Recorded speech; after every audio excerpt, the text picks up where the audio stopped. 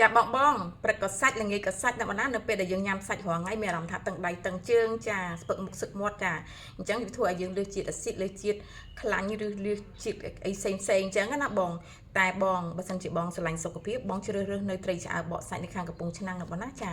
ជាប្រភេទត្រីចម្រុះបឹងទន្លេសាបផ្ទាល់បងចកៃឆ្កោករៀលខុសចានិយាយទៅត្រីចម្រុះបឹងទន្លេសាបប្រភេទត្រីសកាយើងណាហើយចំពោះត្រីឆ្អើយើងវិញបងយើងធ្វើការបកជូតបងថ្មីតែម្ដងបងណាចានិយាយទៅកំងភ្លាមបងអូនធ្វើការបកជូតបងភ្លាមចាជាប្រភេទត្រីចម្រុះចា